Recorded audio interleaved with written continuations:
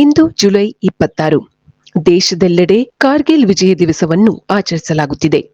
ಕಾರ್ಗಿಲ್ ಯುದ್ಧ 1999ರ ಮೇ ತಿಂಗಳಿನಲ್ಲಿ ಆರಂಭವಾಗಿ 2 ತಿಂಗಳ ಕಾಲ ನಡೆಯಿತು. ಅದೇ ವರ್ಷ ಜುಲೈ 26ರವರೆಗೂ ನಡೆದ ಈ ಯುದ್ಧದಲ್ಲಿ ಸುಮಾರು 500 ಮಂದಿ ಯೋಧರನ್ನು ನಾವು ಕಳೆದುಕೊಂಡಿದ್ದೇವೆ. ಜಮ್ಮು ಮತ್ತು ಕಾಶ್ಮೀರದ ಕಾರ್ಗಿಲ್ ಪ್ರದೇಶವನ್ನು ಆಕ್ರಮಿಸಿದ್ದ ಭಯೋತ್ಪಾದಕರ ಹಾಗೂ ಪಾಕಿಸ್ತಾನದ ಸೇನೆಯ ಕುತಂತ್ರದ ವಿರುದ್ಧ ಭಾರತೀಯ ಸೇನೆ ಘೋಷಿಸಿದ ಆಪರೇಷನ್ ವಿಜಯ್ ಯಶಸ್ಸು ಸಾಧಿಸಿದ ದಿನ ಇಂದು. ಇದಕ್ಕೆ ಈಗ 26 ವರ್ಷ.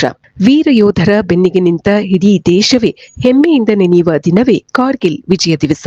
1999ರ ಜುಲೈ 26ರಂದು ಕಾರ್ಗಿಲ್ ಯುದ್ಧವು ಅಧಿಕೃತವಾಗಿ ಕೊನೆಗೊಂಡಿತ್ತು. ಪಾಕಿಸ್ತಾನದ ನುಸುಳುಕೋರರು ವಶಪಡಿಸಿಕೊಂಡಿದ್ದ ಪರ್ವತ ಶ್ರೇಣಿಗಳನ್ನು ಭಾರತೀಯ ಸೈನಿಕರು ಯಶಸ್ವಿಯಾಗಿ ಮರುವಶಕ್ಕೆ ಪಡೆದಿದ್ದರು. ಹೀಗಾಗಿ ಯುದ್ಧದಲ್ಲಿ ಪಾಕಿಸ್ತಾನದ ವಿರುದ್ಧ ವಿಜಯ ಸಾಧಿಸಿದ ಸ್ಮರಣಾರ್ಥ ಈ ದಿನವನ್ನು ಕಾರ್ಗಿಲ್ ದಿವಸ ಎಂದು ಆಚರಿಸಲಾಗುತ್ತದೆ. ಧೈರ್ಯ, ಏಕತೆ ಹಾಗೂ ದೇಶಭಕ್ತಿಯನ್ನು ಮತ್ತೊಮ್ಮೆ ಜಾಗೃತಗೊಳಿಸಿದ ದಿನ ಈ ಕಾರ್ಗಿಲ್ ವಿಜಯ ದಿವಸ.